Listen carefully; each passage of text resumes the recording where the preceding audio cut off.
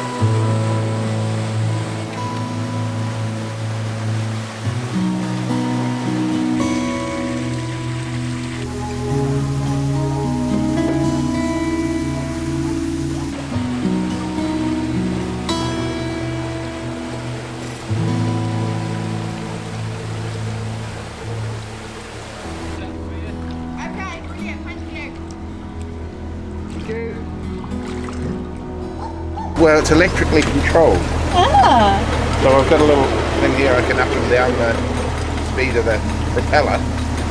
Well, it's a different system on this boat. So you either put it into gear forward or reverse, and then you alter the voltage to the gearbox, and that controls the speed of the prop.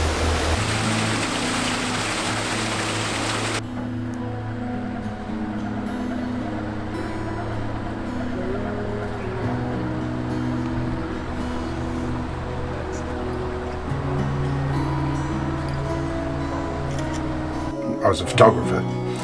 I didn't want to do that as such, so I thought, well, why not have a brew boat, brew shop on the boat, and most boaters are drinkers, they all like a drink, and they should be making their own, got time. And the idea was to travel around to the different canal festivals and things, and trade, and for Sandra to do her bits. It's not easy though. Yeah, I mean, to be fair, the first few years we really enjoyed it, and there's like there can be a lot of camaraderie amongst traders, but there's a lot of differences as well, because there's all sorts of different people that lived on boats, and I think there's a lot about why you're living on a boat as to what your sort of outlook is and all the rest of it. But you do tend to travel a lot to different festivals, and of course the festivals cost money, and I think our aspiration was that we would make enough to live on. Face painting I loved. If we had a good weekend and the weather was good, and enough to pay what you paid out and sustain you for a while, but those weekends, The British weather, tended to be fewer and far between. So finding a business that actually brings in enough money to keep you is actually quite hard. We know a few, probably count them on one hand, and the rest of them are earning a bit, but they will generally have another income. There's very few trading boats that are earning enough to pay all the bills, your license, your insurance, your food, your all the rest of it. So yeah, one of the big problems, of course, with this is that the season is only so long. And when I say the season that you can actually trade on the canal. So because no point trading in the middle of December on a canal system when there's nobody about. So unless you've got things you can sell to fresh air, it's a waste of time. So you've got to have something there that will support you over that whole year, or you've got to have another job or some other form of income. Well, I had a photography studio for basically 30 years, and just loving the canals with all the photo opportunities there are has meant that I can then start to do things like these greeting cards I sell. So I have a series of these. I've got about 50 at the moment, different photographs from all around the place that I've been selling from the boat. Yeah, it has actually given me the opportunity to use my photography now to some extent to do it. And I think that's the thing, is you need a number of different income streams. You can't just come on and think you're going to make enough money with one small business. So yeah, so that's the thing, is just diversifying really. And if something doesn't work, then try something else. As far as the setting up a business, if you're talking about it, for anybody interested in setting up a business, do some very careful thinking about it first, because it's not what you might think. There's a lot of people walking along the canals. Oh, excellent. But how many of those people are actually carrying much money with them? How many of them want to carry goods back with them?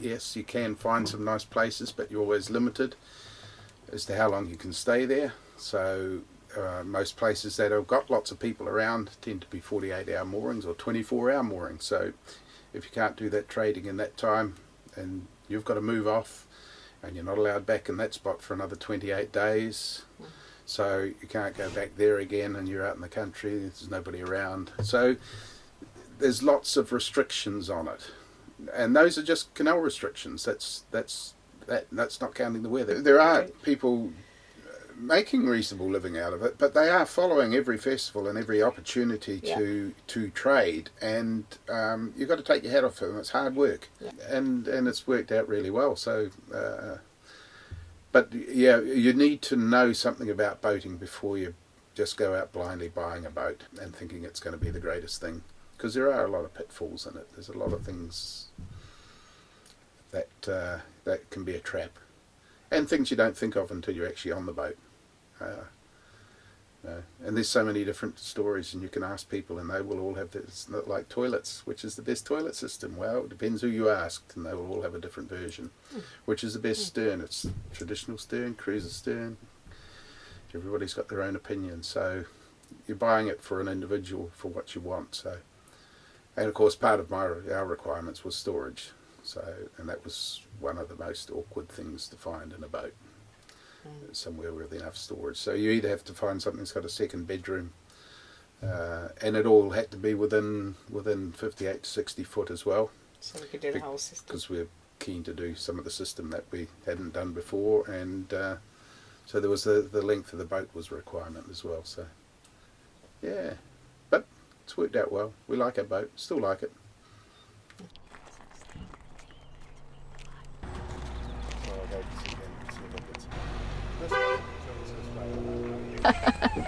Separate salt and pepper. Bread, chili flakes.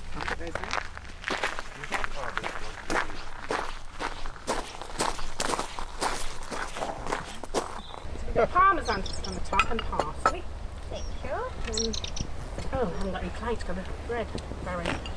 Thank you so much, Barry and Sandra, for letting us visit on your narrowboat. Barry and Sandra were the first traders we ever met, and they were really helpful to us on our first trading experience, so thank you so much. And they're always there to help. They have a really great blog. Barry's an excellent photographer. They also have the Home Brew Boat. All those things we're going to put in the description below, but we just want to really thank you for sharing your narrowboat experience with everybody else, and for being so helpful and so gracious with your information. Oh, pleasure.